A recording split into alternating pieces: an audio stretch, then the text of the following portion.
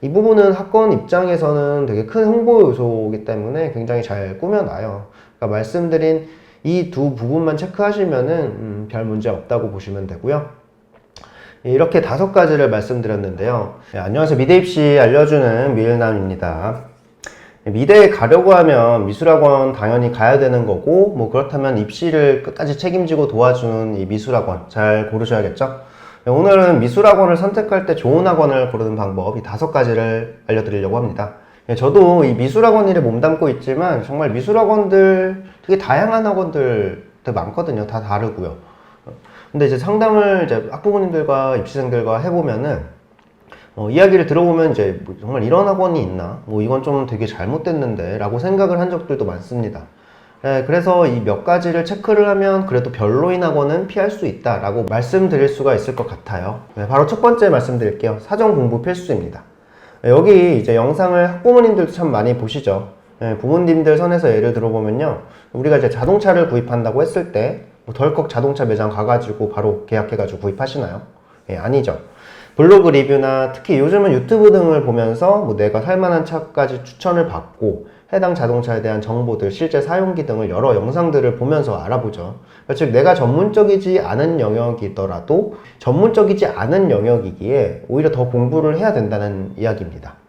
미술학원 선택도 마찬가지예요. 그러니까 입시 미술에 대해서 모르고 학원에 대해서 모르기 때문에 입시와 학원들에 대해서 어느 정도 공부를 하고 많이 알아야 학원 선택을 할 때 이제 현명한 선택을 할 수 있겠죠. 입시에 대해서 모르는 상태로 이제 학원을 방문해 상담을 해보면 다 맞는 말로 들리겠죠. 그래서 학원에서 제시한 방법, 방향이 무조건 맞다고 생각하게 되는데 당연해요. 그런데 사실 학생 입장에서는 입시를 준비할 다른 여러 방향도 사실은 있었는데 어떤 학원 같은 경우 학원 입장에 유리하도록 뭐 예를 들면 특정 학교만 특정 대학교만 지원을 하게 한다던가 특정 전형만 지원을 한다게 한다던가 그런 식으로 상담이 이루어지면은 학생 개인은 뭐 그런 다른 기회들을 잃거나 모르거나 뭐 이런 경우들이 생깁니다. 물론 나쁜 방향의 추천은 아니겠지만 그래도 객관적으로 알아야겠죠. 학생 개인 입장으로 다 알아야 될 권리는 있고 뭐 선택할 권리도 있고요. 그림 같은 경우도 이제 유튜브로 알아봤을 때 이런 실기를 내가 해야 된다라고 공부를 해서 이제 갔었는데 학원 상담에서는 뭐 전혀 좀 다른 거를 해야 된다고 한다면 좀 다시 한번 생각을 해봐야겠죠. 실제로 많습니다. 사례를 하나 말씀드리면요. 뭐 A라는 학생이 이제 상담을 왔는데 내신이 3등급이에요. 근데 B 학원에서는 내신 뭐 3이면 내신 활용하기에 되게 메리트가 없다고 생각하고 내신 하지 말고 수능이랑 실기만 준비를 하자 이렇게 얘기를 합니다. 반면에 C 학원에서는 내신 성적 오케이 유지하면서 학종 전형에서도 너 기회가 있다. 그래서 이 학종도 같이 준비를 하자 이렇게 얘기를 합니다. 학생은 어떻게 해야 될까요? 대학별로 입시 방법은 고정이죠. 그런데 이제 학생 상황이랑 입시 내용을 총체적으로 해석해가지고 그 학생한테 잘 맞는 방법을 이제 선택해야 되는데요. 그러면은 이걸 선택하는 기준이 내가 어느 정도 알고 있어야 그 둘의 방법을 잘 고민을 해보고 선택을 할 수가 있겠죠. 두 방법이 틀린 건 아니지만 내가 판단 기준이 생길 수 있게 학부모님, 학생들도 입시 공부를 해야 된다는 겁니다. 그리고 두 번째, 교실과 수업작 체크예요. SNS, 블로그, 유튜브 뭐 이런 다양한 매체 통해 가지고 학원들 그림 보고 이제 몇 개 학원들 고른 다음에 알아보죠. 근데 이 부분이 다를 수도 있습니다. 그러니까 우리가 인스타 등에서 뭐 맛집 리뷰나 맛집 게시글들 보면 되게 먹음직스럽고 맛있어 보여서 당장이라도 가고 싶잖아요. 바로 친구 태그하기도 하고 막 그런데 근데 맛집 찾아갔는데 뭐 음식 세팅서부터 실제 재료랑 맛 뭐 전부 다 사진이랑 다른 경우들도 있고 아니면 사진은 같은데 맛이 되게 실망하는 경우들도 있죠. 제가 맛있는 음식점 뭐 찾아간 걸 좋아해서 이런 예를 들어봤는데 학원도 비슷한 경우들이 많이 있어요. 특히 시각적인 홍보에 잘 맞는 이 미술 디자인 분야의 이 미술학원에서는 더 그럴 수가 있겠죠. 학생이 볼 때 되게 멋지고 좋은 그림들이 있어서 학원에 가서 수업을 들었는데 뭐 내가 봤던 그런 그림들은 없는 경우 또는 내가 봤던 것들과 다르게 그리는 경우 그런 경우들이 있습니다. 그래서 방문해서 내가 배우게 될 곳, 뭐 교실 견학도 하고 학생들이 실제 하고 있는 수업작들도 보시는 거를 추천드려요. 상담을 받는 학생, 학부모 입장에서는 이걸 확인하기가 좀 어려울 수가 있는데 이 부분 한 번에 해결하려면은 이제 직접 수업을 받아보는 방법이 있거든요. 하루 정도 수업 받아볼 수 있을까요? 라고 물어봐 보세요. 뭐 안 된다고 하면은 뭔가 찜찜할 수 있겠죠. 그리고 세 번째, 커리큘럼, 수업 방식, 수업 코칭 확인입니다. 실제 학원에서 어떤 방향성을 갖고 아이들을 지도하는지, 그 방향성에 맞춰서 실제로 어떻게 지도를 하는지를 봐야 되는데요. 미술학원이 결국은 그림이라는 실기를 배우려고 가는 곳이기 때문에 그림 잘 그리게 만들면 되는 거 아니야? 라고 생각하실 수 있는데 한 번 더 파고들어 생각해 봐야 돼요. 그림 잘 그리는 게 목적이 아니에요. 우리 목적은 대학 실기에서 높은 점수를 받아야 되는 거죠. 그러니까 우리가 아는 상위권 미대 입시 실기 유형은 단순히 그림을 잘 그리는 게 아니라 문제를 풀어서 그림으로 보여주는 겁니다. 그러니까 문제에 따라서 무엇을 어떻게 그릴지가 된 다음에 그걸 잘 그려야 되는 거예요. 그러니까 서울대, 이대, 국민대, 건대 등등 뭐 이런 디자인 상위권 대학들은 이 앞서 말한 무엇을 어떻게 그릴지가 가장 핵심이고요. 이 후자 잘 그리는 거는 그냥 기본 조건이에요.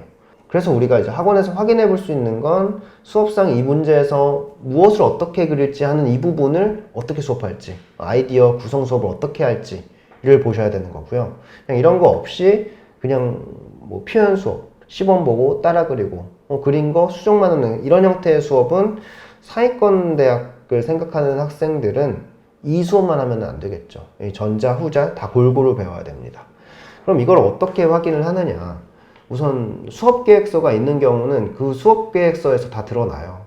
수업계획서도 있겠지만 그 수업계획서가 어떻게 쓰여져 있는지, 목적, 목표, 그리고 수업 방식들이 구체적인지가 드러나야 됩니다. 그냥 문제만 띡 있는 경우는 확인할 수가 없어요. 아니면 이제 수업 계획서를 볼 수 있는 상황이 아니라면은 이제 두 번째 내용이랑 마찬가지로 실제 수업 들어가서 내가 어떻게 지도를 받는지 체험을 해보면 되겠죠. 네 번째, 수업당 수강생 인원 비율입니다.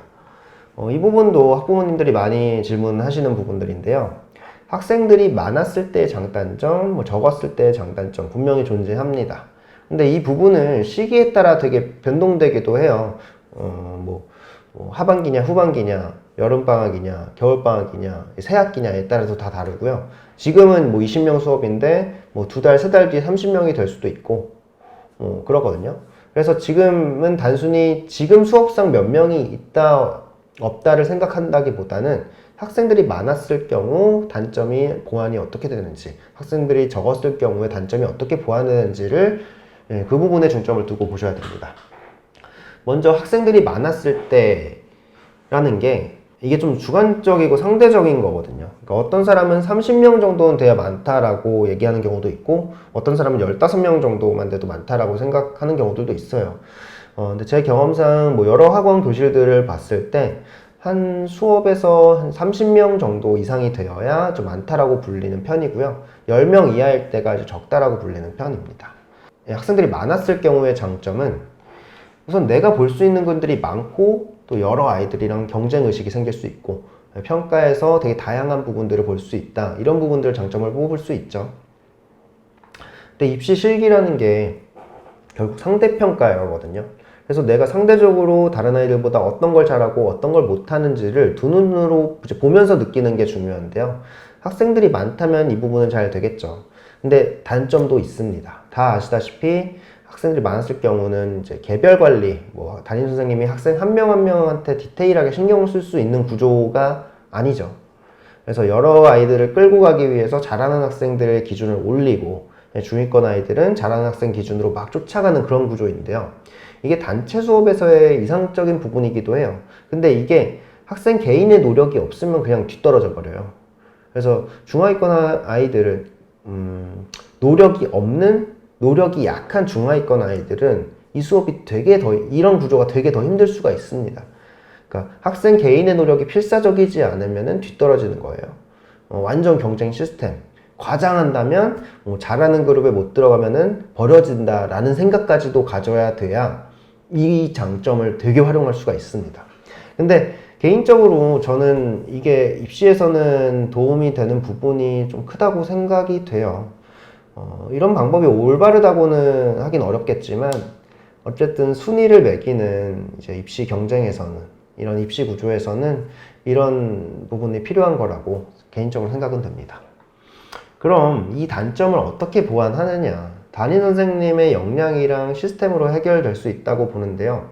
예를 들면 전체 수업, 전체 평가 후에 개인적인 피드백 갖는 시간을 꼭 갖는다던가, 아니면은 카톡으로 수업 시간 외에 질문 받는 거를 한다던가, 아니면은 어느 부분들이 미진한 학생들을 그룹으로 모아서 그 부분만 보완하는 수업을 선생님이 붙여서 수업을 한다던가, 뭐 이런 방식들을 예를 들 수가 있겠죠.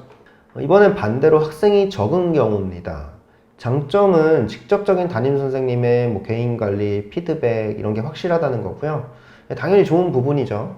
학생이 어느 부분이 안 되고 잘 되고 뭐 그거에 따라서 나한테 좀 잘 맞는 수업, 중간중간 내가 필요한 수업들을 할 수가 있는 건데, 근데 이 부분이 개인 보완이라던가 나의 성장이 도움이 되긴 하지만 온실 속의 화초가 될 수도 있습니다. 경쟁 의식이 좀 없어지고 또 그걸로 인해서 멘탈도 약해지고 이런 단점들이 있거든요. 그래서 실기 경력이 짧거나 실력이 좀 미숙한 경우는 이런 경우가 더 도움이 되겠죠. 단점은 아무래도 이제 많은 그림을 보지 못하기 때문에 우물안 개구리 느낌을 받을 수가 있어요. 생각해 보시면요, 수시는 500명 중에 10명 뽑고 뭐 정시는 500명 중에 50명 뽑고 실제로 이런 규모로 입시 시험장에서 시험을 치르게 되는데, 뭐 7, 8명에서 시험을 보고 거기서 잘한다는 얘기를 들어도 당연히 학생 입장에선 불안하겠죠. 그래서 이런 경우는 같은 교실 학생 외에 다른 학원, 다른 교실 등의 학생들과 같은 문제로 시험을 자주 보게 된다면은 이런 단점은 좀 보완이 될 수가 있겠죠. 다시 이야기하지만 인원수의 경우는 각각의 장단점이 있고 내 상황에 따라서 좀 더 적합한 쪽을 선택해야 한다는 것이라고 생각하시면 될 것 같고요. 그리고 마지막 5번째, 이제 합격 결과입니다. 이 부분도 학부모님들이 가장 많이 보시는 부분들 중에 하나인데, 사실 입시를 잘 모르는 학생, 학부모 입장에서는 가장 쉽게 확인해 볼 수 있는 부분이잖아요. 그래서 여기서 볼 거는 이게 작년 합격자 수인지 뭐 몇 년을 합친 건지 이런 걸 보셔야 되고, 실제 학원의 선생님이 가르친 학생인지 이런 걸 보셔야 됩니다. 이 부분은 학원 입장에서는 되게 큰 홍보 요소이기 때문에 굉장히 잘 꾸며놔요. 그러니까 말씀드린 이 두 부분만 체크하시면은 별 문제 없다고 보시면 되고요. 이렇게 5가지를 말씀드렸는데요. 이 중에서도 가장 중요한 건 아무래도 두 번째 실제 수업 결과물, 그리고 세 번째 실제 수업 방식이라고 생각이 돼요. 이 두 개는 학원의 가장 핵심 요소인 교육 부분이죠. 그러니까 결국 이 교육이 잘 되는 곳이어야 좋은 학원이다 라고 볼 수 있고, 뭐 그걸로 인해 좋은 결과도 나오는 거겠고요. 유튜브, 블로그, 뭐 댓글, 카페 뭐 이런 걸로만 학원을 정하는 건 당연히 안 되겠죠. 그런 부분에서 그런 것들로 이제 또 학원들도 알아보고, 그다음에 유튜브 같은 데서 입시, 그림 이 부분에 대한 공부들도 하고, 그게 됐다면은 이제 학원들 방문해 보면서 제가 말씀드린 부분들 체크해 보면서 좀 더 좋은 교육 받을 수 있는 곳 잘 선택하셨으면 좋겠습니다.